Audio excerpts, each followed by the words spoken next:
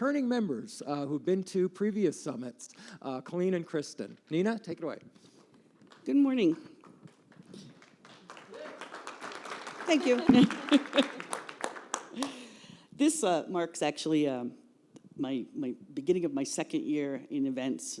Lake Tahoe last year was my first event, and I'm increasingly just rewarded by comments made by people out of the blue to me about how wonderful these events are and how a lot of people here are here for the first time, and they're so amazed that they get to talk to the presenters after the presenters leave the stage and interact with them. So this is something that I'm really glad to see when I come to these events, that there's people that are happy to be here, like you guys are back. So Colleen is Global Media Planning and Activation Lead at Electronic Arts, and Kristina is Director of Global Digital Marketing at Keen Footwear, which I'm really keen on because I bought these like the last time I heard about Keen here, and I can't take them off. So it's been a lot of fun talking with her about that. So we have heard about people, companies that are wrestling with the question of whether they should keep their marketing entities in-house or outsource them, and what kinds of outsourcing should they do. I think it was Yvonne from Avocados from Mexico who said that in order to keep down the internal politicking, that they outsourced a lot of things so that they could keep control over that in-house and just let other people do it without getting involved in management politics. And that works for them. Other people want to have everything in-house, have all their data under control, which is obviously something that most marketers want to do. Let's start with Kristina. So you told me that you primarily outsource with a tiny bit of do-it-yourself? That's correct, yes. Tell us about that. Yeah, so we, here at Keen Footwear, we outsource most of our paid search, shopping, social, display, probably like, if you outsource it all, that's usually what it is, at least in the digital marketing space. What we keep in-house is actually probably more by accident than by intention. And I think we were talking about this last week, and that's because our process is not as great as it could be. And so the ability for us to turn things around, assets in particular, thinking about creative like images and videos, to turn that around to our media partners in a timely fashion for them to actually be able to activate in a manner in which they feel confident that the quality of the work that they're doing isn't being compromised, that's where our challenge is. And so we know that if we can't, for example, get in, whatever the asset is to our partners within 48 to 72 hours of going live, by default, that means we have to take it on ourselves. And so we have done, we do go out with display, we do go out internally with social, and then there are times when even just the editing of a video, we will keep that in-house just for expediency. Yeah, it's easier to have control over the process when it's in-house. It is. Transparently, I don't know if it's the optimal process, but it's certainly where we just have to land sometimes because of how we are. Right. Okay, Colleen, how's it going over at EA? Yeah, so we also kind of have a hybrid approach, and for me, on a personal level, having spent over a decade on the agency side, working on a brand who took everything in-house while I was working on it. I was very eager to go to the brand side, especially a brand like EA, who is fairly advanced in the space of in-housing. We had our own tech stack, owned our own first-party relationships for quite some time before it actually became a big trend, and also had a full in-house team of programmatic and search and social buyers across the globe. So that was really exciting for me, and in my over a little bit of a year at EA, we've actually transitioned with our new global agency partner to loosening up the reins just a little bit in terms of the actual hands-on keyboard work. Is this the new agency that you just hired? Okay, and tell us how that's working. It's going well. We're giving up the reins mainly on the hands-on keyboard work. So the actual busy work, which has really allowed my in-house media team to upskill themselves and do more things like cross-channel planning and really understanding the value and potential of our first-party audience data and connecting in meaningful ways with our players. So for us, it wasn't really about the in-housing movement. It was just a natural evolution of our marketing team. Knowing that we had all of these tech contracts in-house, it made sense to make sure that we had that expertise in-house as well to manage those. Yeah, that makes sense. Yeah. How about you, Kristina? You said you could echo some of that commentary there. I could. Yeah, well, to be really honest with you, Portland is kind of an interesting market in and of itself. And that's quite frankly why while we are agency for most of what we do, for some of the amazing brands that are in our backyard in Portland, like Columbia, like Nike, like Intel, the digital marketing talent is virtually non-existent. So, when I have tried to hire externally, it takes months and months and months and months and months. Right. And even for fairly junior level roles, you find you have to then ultimately be willing to reload potentially, which suddenly makes what seems like a very junior role start to feel a bit more senior just because of the additional effort. So at least in the Portland market where I've been the past 2 years with Keen, the agency model is almost a necessity versus in-house. I would, love to have a few more bodies in-house. To your point, I think the hands-on keyboards, getting rid of that and being able to just focus more on the thought process. But I just don't think that's going to be a luxury we'll have in Portland anytime soon. How do you communicate with this agency? Email, Slack, text? All of the phone calls? above, yes. Okay. My primary agency for digital marketing, at least, one of our primary agencies is in New York City, so 3 hours away. Oh. So we have gotten very good about the non-in-person, non-phone call comms, simply because 4 o'clock my time is 7 o'clock their time, but sometimes that's when the email goes out and needs to get responded to. But we do whatever we can to make it work, and so there is Slack, there's text, there's emails. We have a weekly status call, weekly report. You name it, we've probably done it. Wow. I think you're doing it too, right? Is that Colleen? Yeah, we are. One of our themes for the year has been bringing the outside in, and I'm sure a lot of other brands can relate. Once you spend a certain amount of time at a company, you get pretty indoctrinated into the ways of doing things. So for us, with our newly selected global agency partner, a part of our new model is actually embedding their talent in our offices across the globe. So we have 5 to 6 people sitting with us here outside of San Francisco and London, and that's really changed the way that we work with them. Being able to turn my chair around and ask questions and get ideas in real time has been hugely beneficial, especially for us as EA. We're a very fast-moving company, as is the gaming industry as a whole. So having those bodies there in real time to kind of think things through has definitely changed the way that we've operated with our agency. Okay. I know we also talked about the RFP process when we were on the phone there last week. Tell us a little bit more how it works with your agency. Yeah, so the agency that we're working with now, we've been working with for 1.5 years. So I went through an RFP process not quite 2 years ago to find a new paid media agency. And to me, that, when you think about how you're going to build a relationship with your outsourced agency, to me, it actually starts with the RFP process. To the point that the transparency that you may provide in that documentation that you send over may be a little too transparent. But at the end of the day, you're looking for a partner who understands your business needs and your challenges, and at some point along the way will get it in the way that an in-house person would get it. And so to me, that means being really, really transparent, starting with the RFP process. And I believe I've come from a background of been really fortunate to work with some people over the years in project management who had a really rigorous process, great documentation that they've been very kind to let me steal with pride, as we used to say at Google. And so I've taken a lot of that documentation and morphed it over the years to my needs, both in terms of the initial documentation that goes out, as well as the documentation that we use internally to then ultimately evaluate the respondents. But to me, that's the opportunity to not only learn as much as you can about the agencies, but it's their first chance to really start to learn as much as they can about you.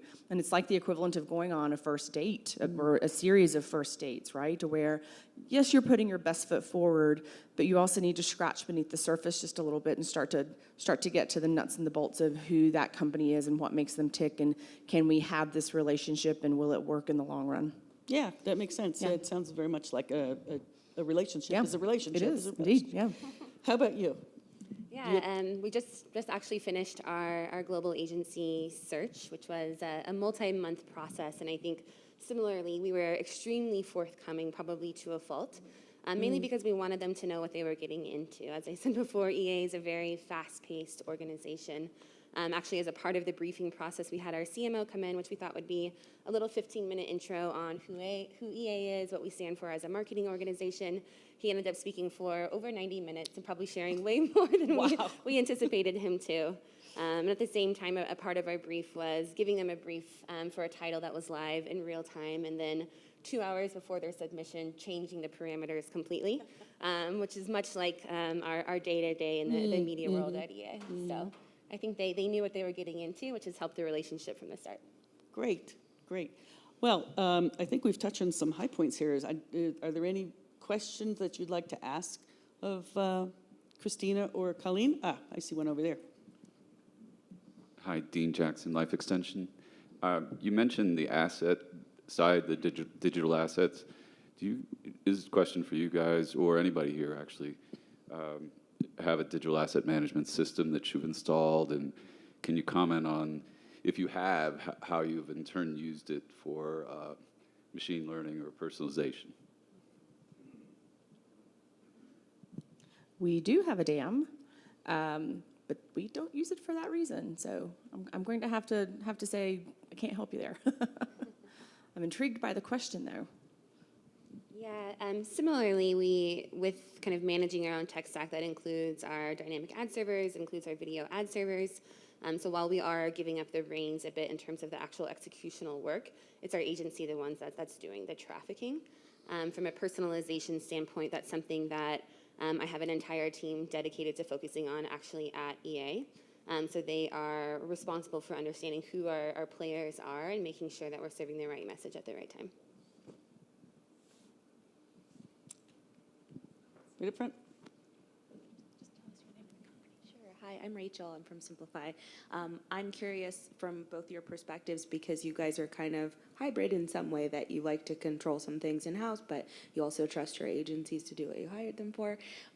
When you have a new campaign upcoming, how much are you collaborating with your agency in determining what vendors they move forward? Or are you like, it's, you know the brand well enough, you can make that decision on my behalf? Or do you guys actually collaborate on things like certain platforms you want to use, or even your media mix? Yeah, so for EA, it's extremely collaborative. Every step of the process, from the start of the brief, from the brainstorm that happens after the brief, happens with my local planning team in all of our offices, with their counterparts at our global agency. So it's not a type of thing where we brief them, they go away for 6 weeks and come back for this big aha moment. We don't like surprises, so we're very involved every step of the way. I think for me, a slightly different experience. I think most of my activation is lower funnel direct response. And so by default, the landscape of partners that you can work with, especially in a fast twitch manner in which you might be looking not only at always on activity, but the occasional new campaign, the spectrum's pretty narrow. But at the same time, we are quite collaborative. I was a practitioner for years before kind of stepping away from the doing and then just discussing. So I like to stay quite close, but I also trust my agency to make some really smart decisions once I've given them as much information as I can about whatever the project is. Kristina, how are you monitoring brand safety? If you're doing a lot of direct response, I presume you're using a lot of programmatic channels. How are you checking, keeping an eye on brand safety and placement? That is a great question, and I almost hate to answer it honestly, to be honest with you. We don't do as good of a job as we should. And it's particularly challenging in our environment because, first and foremost, Keen is a wholesale brand. And so we have a slew of wholesale partners that sell our product and also sell our product through digital means. And so transparently, that is something we should be better at. Because while we do monitor things like price in the marketplace very aggressively to ensure that that's sticking to the policies that we've established for pricing, on the brand side, we have not established policies that are as specific as they should be. So that's actually some work that we've got to get better at, and it's on my radar for sure. Do you have only one agency across all the disciplines, offline and online, or you have specialty agencies? And also, how do you divide the roles and responsibilities of your teams to manage the relationship with your agency or agencies? Yeah, we have one single global media agency. It was a big kind of debate internally when we started the RFI process for our new agency partner on, does it make sense to have local partners depending on their strengths and expertise in different markets, but ultimately decided based on volume and investment and consistency from a global standpoint, it made sense to consolidate all with one agency. And then I think a part of that in terms of managing that relationship, we've set up local planning hubs. So each of the countries and regions that we manage, I have a local planning team that's responsible for managing their agency counterparts throughout the planning process. I also have a global biddable team that's based in New York, which is really nice for us from a time zone perspective, because half of our media team is outside of London and Guildford. The other half is here outside of San Francisco. So having that global biddable team in New York sitting side by side with the traders that are actually hands-on keyboard has been really beneficial for us. 3 different agencies. I'll be really transparent. The ecosystem at Keene, particularly given our size, is not as clean as it should be. We have one external agency who's focused specifically on lower funnel activation and is focused primarily on one category, but also kind of the brand as well, but still very lower funnel. We have another agency who focuses on one other category and branding at the upper funnel level. And then we have a third agency who focuses on yet one more category. So just to be really honest, we've really overbaked it. It's 2 agencies too many, and I think we all agree internally that it's 2 agencies too many. While things seem to be going as well as they can, all things considered, I know we're falling all over ourselves. We're probably creating some internal or some even external competition, say in an auction, for example, that shouldn't exist. Cookies are probably getting a little confused at times between the different partners, so it's not as clean of an ecosystem as it should be. So I would certainly say take it as a cautionary tale. Whenever you have the option to go with one agency that can manage everything, for the love of all that's holy, please do. This is a question for Colleen, but Kristina, I just have to tell you, I love your candor in all of this. This is like Thank you. You're not sugarcoating things, and I think that that's exactly what everyone likes to hear. Colleen, I want a sort of a live case study. I'm curious about Twitch, which is just so native to your world. Who is leading or led, I assume, your involvement in Twitch? Was it from EA? Was it from your agency? Where's the expectation? Was it fully collaborative? Because nobody has experience, right? So it's like, okay, we're gonna have to do this together. I'm just curious about the idea origination, and then how are you pursuing something like Twitch? Yeah, it's a great question. Because Twitch is so intrinsic to who we are as a gaming company, it's not just a media partner. They are involved in so many different facets of our organization, from PR to our competitive gaming division, that it's it's a largely EA-owned relationship. But when it comes to the actual RFPing for plans, our agency manages that. So it's a dual approach, but I would say it's more heavily led by EA than our agency. I wanted to draft off my last question about brand safety to the larger question of transparency and accountability and conflict of interest. Since one of the issues around brand safety is that, especially when you're dealing with a lot of performance agencies, they don't have an inherent interest in necessarily overseeing this because they're making a profit on all the volume. And overall, of course, this has been one of the key issues involving brands and relationships with agencies. I'd like to know how each of you has had the conversation about transparency and accountability and aligning interests with your agencies. Yeah, for EA, transparency was probably one of the biggest focus areas throughout our agency RFI process. We wanted to make sure that in terms of the agency's revenue model, it aligned with our own way of thinking about being very, very transparent. By giving up some of the reins of being hands-on keyboard, we didn't want to give up the reins of the transparency.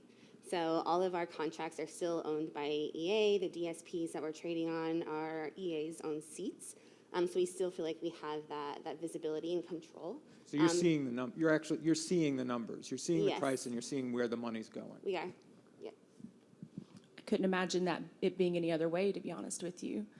So I think to your point, I'm a pretty transparent person, for better or for worse. I also expect that reciprocity from the partners that I'm working with, but hopefully, starting with that RFP process and then those first few months in which you're working together and really kind of establishing what that norm looks like, work really hard to make it clear what my expectations are. And I think, like Colleen mentioned, I probably over-communicate a little bit as well, but I very much look at my agency partners, whomever they may be, as an extension of my team. And so if that means I would have my team sitting right next to me having that conversation, then in some ways that's how I try to operate with my team, with my brand partner or my agency partner as well. We're going to continue this in a roundtable at the end of the morning. Nina, Colleen, Kristina,